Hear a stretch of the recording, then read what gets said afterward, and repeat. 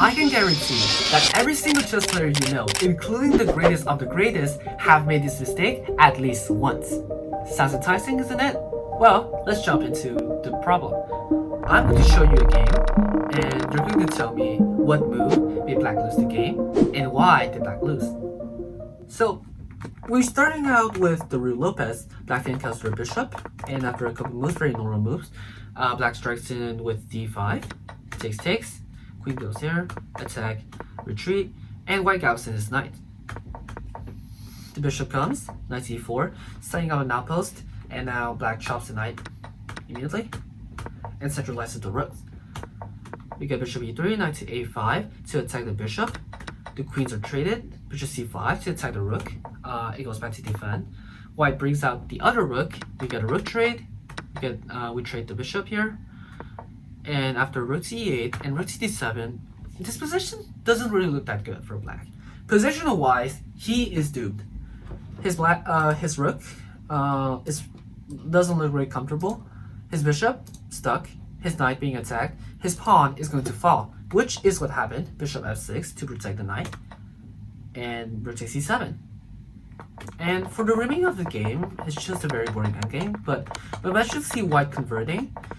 Here we see black losing a second pawn, and after a couple moves later, he loses the third pawn. This position just completely winning, and black resigns. So what went wrong with this position? What went wrong with this game? Well, this was a game sent to me by my coach, JulienSong. It was a game in a tournament he was playing in Bangkok, and he sent me the game with the following messages. Look at this game. I did like nothing special, and he just lost. Interesting, I said. The guy just lost. I don't typically play bishop e5. I don't have anything against g6, so I just play something safe and solid. Rook e1, c3, d3, etc. When you don't know something, it doesn't mean you have to panic. I'm looking at this, it's like, how the hell did he lose? Like, everything looks normal?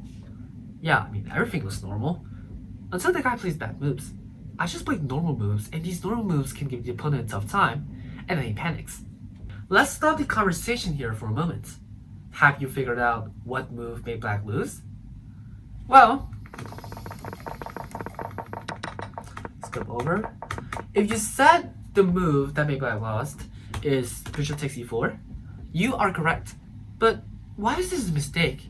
Well, to find out, let's continue the conversation. He plays something like bishop takes e4. It just gives up a bishop pair. Then again we reset, just play normal moves. We have a permanent advantage, no need to rush it, bishop e3, etc. Traded one pair of rooks, then the guy just makes mistakes non-stop. But why is this a mistake though? I mean, well, black took the knight, giving up the bishop pair, maybe that's the mistake, you might ask. Not necessarily. Here the best move here is just queen to d7, which my coach pointed out, bishop to g5, knight a5, and after that, queen to f3.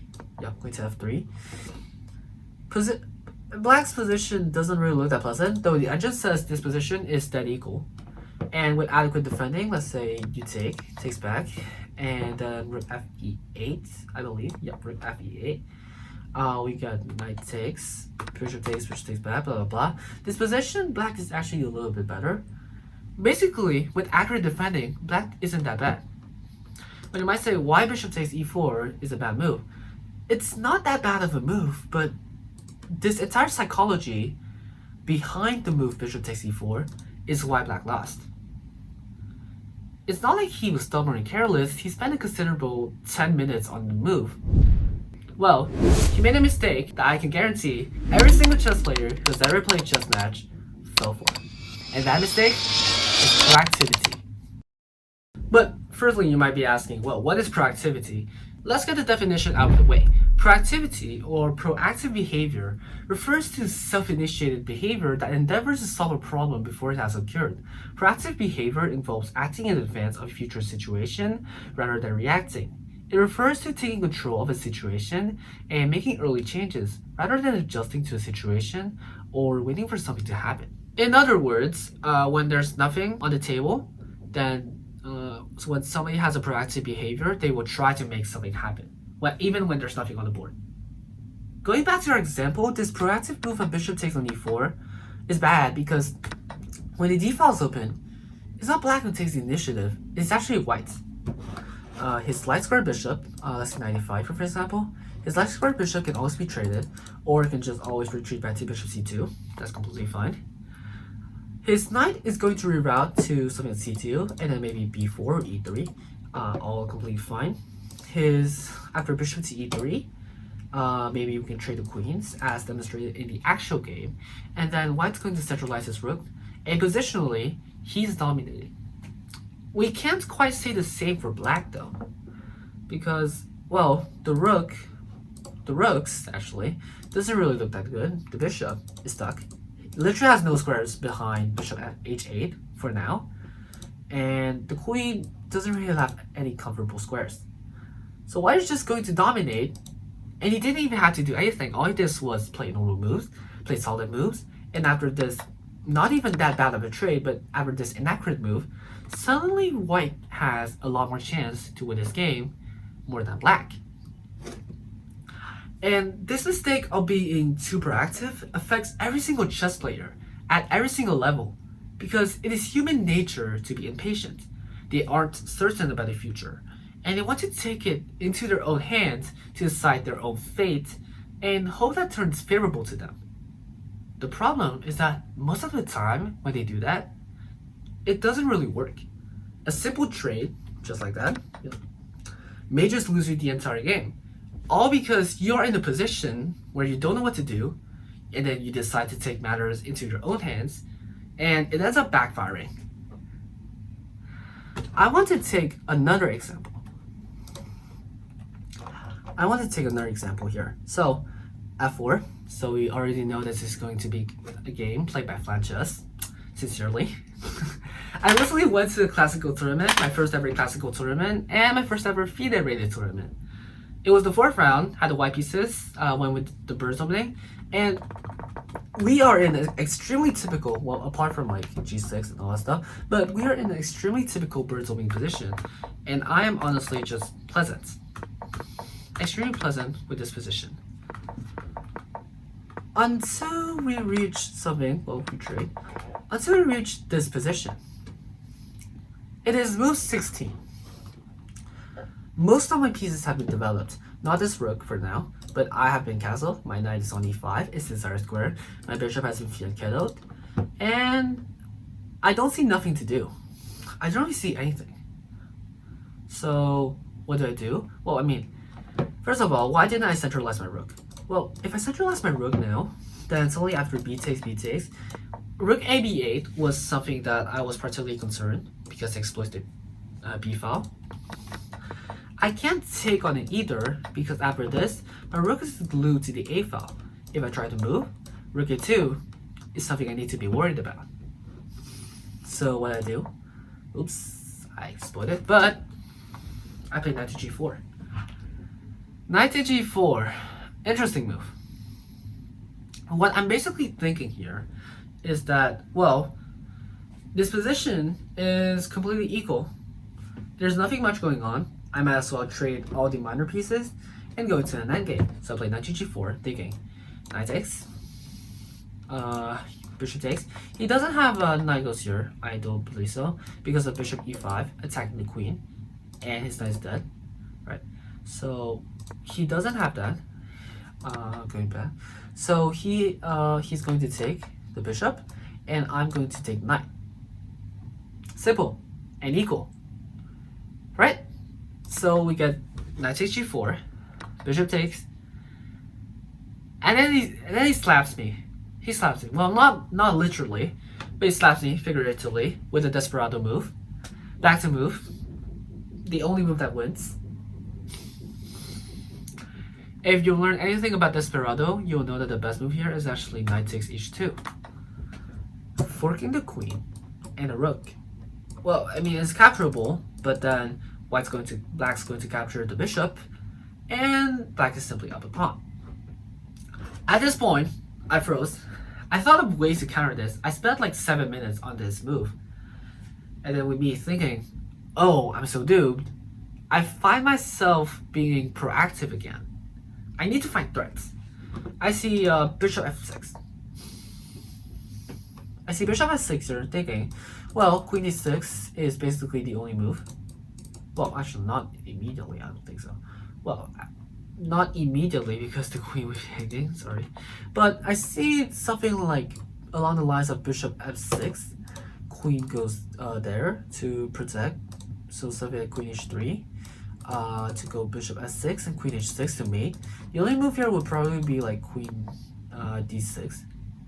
And after that, I can go bishop f6, queen f8, etc. These are all very nonsensical lines, but you know, these are all pretty bad lines. But I was calculating that. I calculated that there might be a mate threat on g7, so I went for queen h3. Thinking, well, he takes my rook. I play bishop f6 to play queen h6. Only move would be queen d6 here, and he doesn't have anything else, and this position is about equal, right?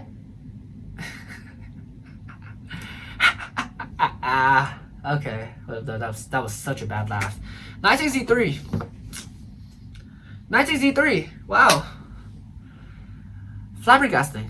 I thought knight takes e3, just sacrifice, doesn't work. I looked him dead in the eyes. Thinking, yo, bro, my guy. Queen h6. Oh boy, you done messed up. No, I didn't. Knight f5. It's attacking my h. It's attacking my queen. It's protecting g7.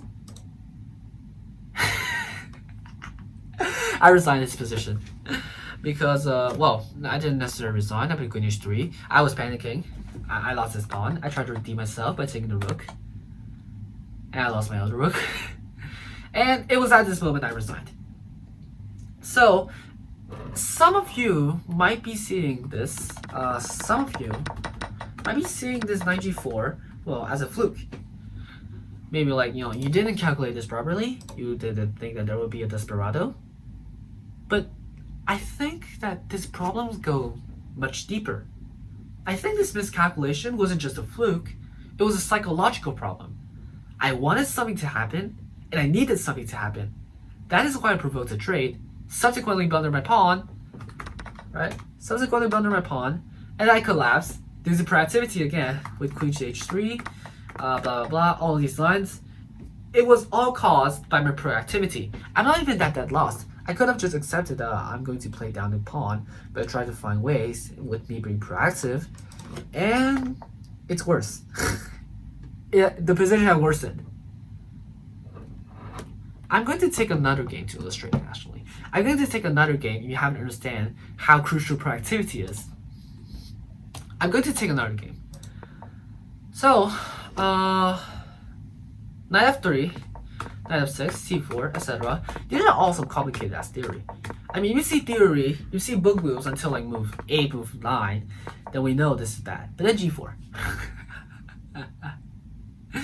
When you've entered this stage, right, let's just stop here for a moment. When you've entered this stage, all of these are book moves. All of this is theory.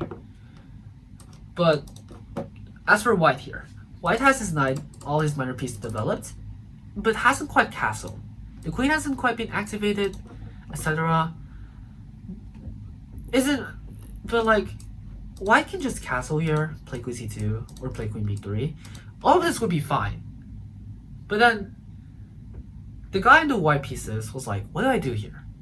And he found himself being proactive, and he said, okay, well, let's solve a problem before it happens. Let's start an attack. g4. Mistake.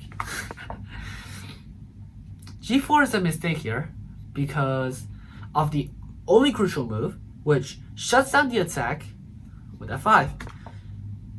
It doesn't work now. It doesn't work. It leaves holes in his position. Isn't really pleasant.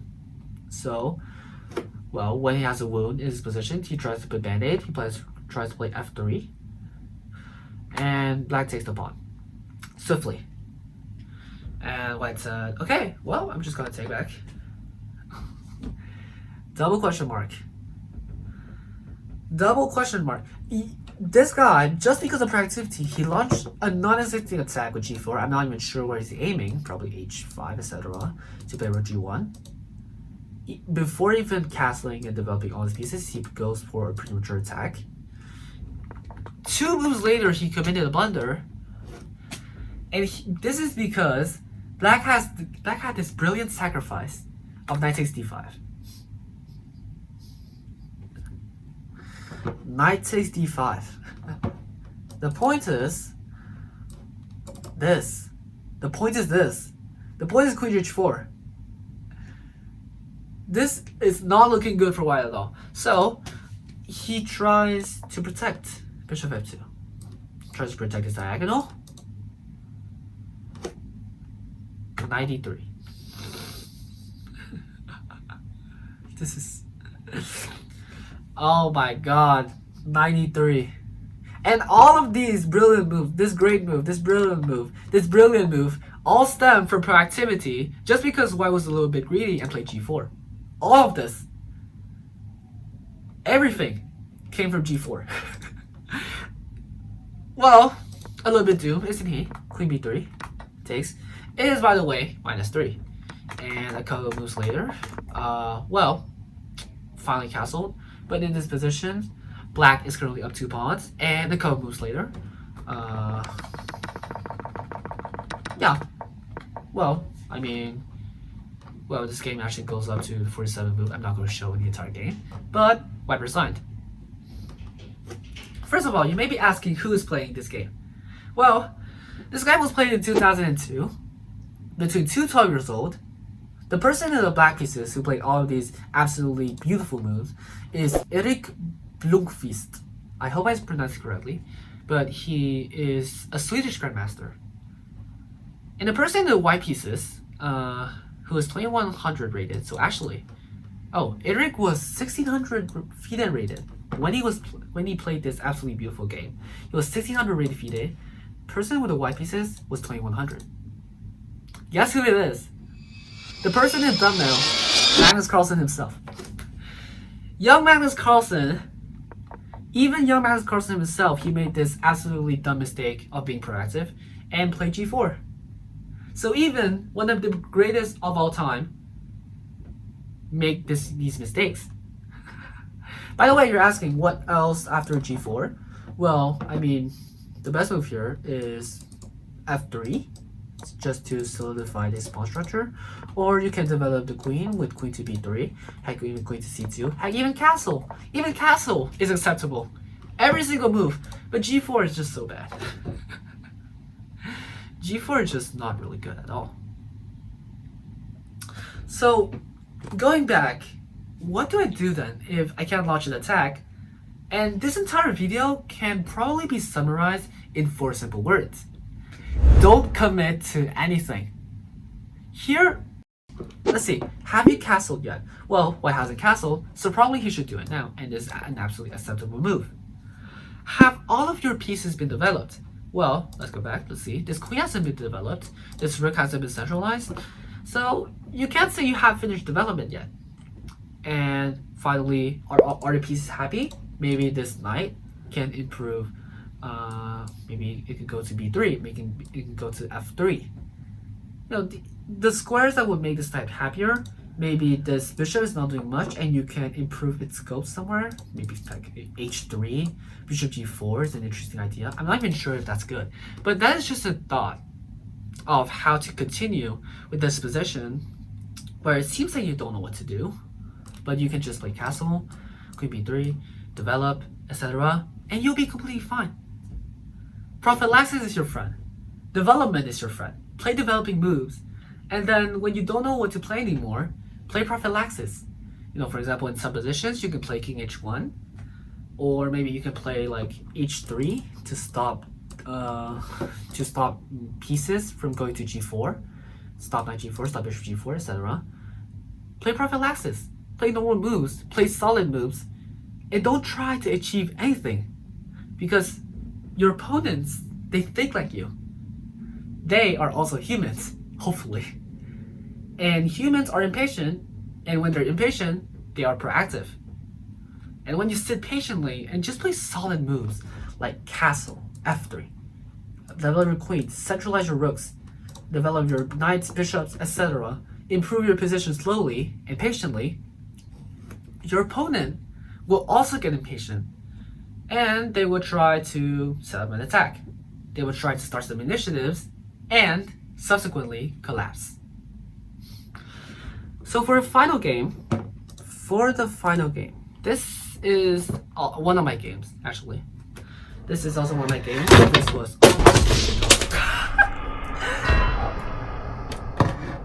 Oh, that's cool. Final game of this video. This is one of my games. The time control is rapid. I played this game probably like... Yeah, I played this game 2 weeks ago. F4 D5.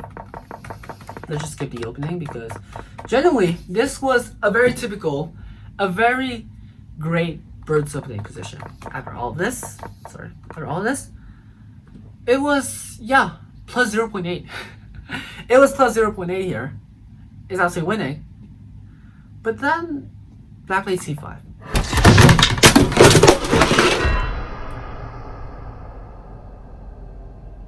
Crazy. Oh my. That's crazy. So, we got to this position where it's just 0.8. And here black plays C5. Now C5 is the best move in this position, trying to create in some queenside space. And here, well, obviously, it is a rapid game. Let's not expect us playing stockfish moves. But in this position, I was a little bit overwhelmed with the threat over C8 and C4.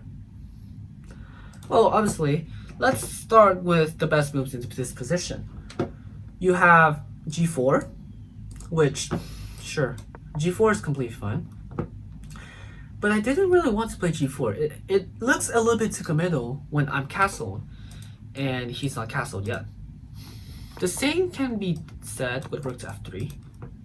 Doesn't really look that good. So if somebody will reach this position and it asks me, yo Flan, what do you play in this position? I'm gonna say, well, knight F3 or just queen F3. Simple. Excellent move. As you can guess, I didn't play any of that. Like I said, rook C8 and C4 was something that I was particularly concerned about. So I played C4. First of all, let's start by saying this. C4 isn't necessarily a bad move. In fact, it is one of the best moves in this position.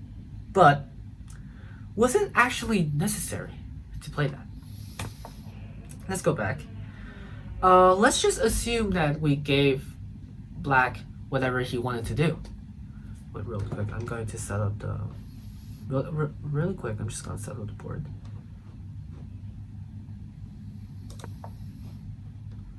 Let's not do that. What? Really quick, I'm just going to set up the position.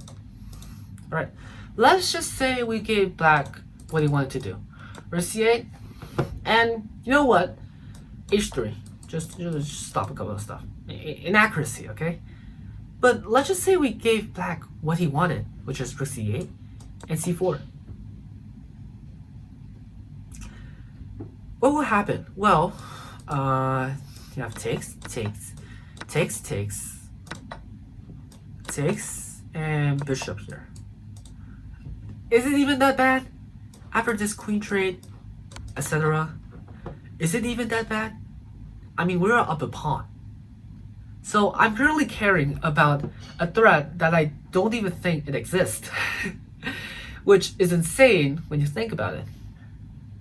So, literally, I cared about something, a threat that didn't even exist, which is rook to C8 and C4. And because of that, I played C4, which isn't necessarily a bad move, but it also isn't that necessary. So I was caring about a threat that didn't even existed, so I played C4, which isn't a bad move at all, but which is not really necessary. But after that, after some games, I was being, proactive and stuff. I played knight to G5 to try and attack F7. Meanwhile, my queen hasn't even been, my rooks haven't been centralized. My queen hasn't really been developed yet. Just play queen to E1 or something like that. I played knight to G5. Isn't even that good. Here the computer suggests F5, which is insane, but it is completely reasonable to play knight to G5. And Here, proactivity will also mess up your tactical vision. Rook to f8 is a mistake here. And here the best move is what, just simply to play queen to g3. Prepare some stuff, which I did. A5. And this is a completely mistake. Here, if this could be a puzzle for you. If you know what to play in this position, then leave it down in the comments. If you've reached this far, thank you so much for watching this video in its entirety. Obviously, the second and third best move is simply to just centralize the rooks. Rook AE1 or Rook AC1. Simple as that. But I'm looking at this and I'm thinking, well, I play knight to g5. I play queen to g3. Why am I going to develop my rooks when I have an attack? So I brainstorm for 2 minutes out of my 10 minutes, and I play knight takes up h7, which inaccuracy, not that good of a move, because I retakes, queen takes, bishop f6. Brilliant move, by the way, brilliant move, because when you take the knight, say goodbye to your queen. So because of proactivity, I played this absolutely dubious of a sacrifice, and I simply lost the game. I mean, this entire game went super well. Also, I got back his piece, but then right after that, I just lost the game. So you can see that proactivity really messed up with not only my normal moves, not only in positions when I'm a little bit stuck and I don't know what to do, but it also messed up with my tactical vision. I pulled tactics out of nowhere. Just played knight takes h7 for absolutely no reason. And yeah, I simply lost the game. So, from the 4 games that I've shown you today in detail, what can we deduct from this? Well, beginners, intermediate, even advanced players, experts, all type of masters, even grandmasters, they are impatient, because impatience is a part of human nature. And this leads to a proactive behavior where they try to force some initiatives, maybe because there is a threat that they feel like they have to react to, or maybe because the current position feels flat, feels bland, lacks some salt. So they suddenly have the urge to spice it up or simplify the position so they can play it easier. But when you're at a certain point where there just isn't a clear linear path forward, maybe the best thing to do is to not do anything.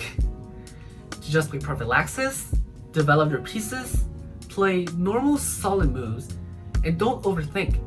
Don't try to overachieve anything, because the key to chess is not to play the best move. It is not to play the worst move. Sometimes nothing is the hardest thing to do. So next time you're at the board, feeling stuck or bored with the normal position, and you're unsure of what to play next, remember, patience is a weapon. Before you try to make something happen, ask yourself if just simply playing a solid, developing move might just be the best play of it all. Let the opponent be the one who panics. Let your opponent be the one who collapses to his own proactivity. So with that being said, thank you for watching. I hope you have a very great day. Peace. I can't escape.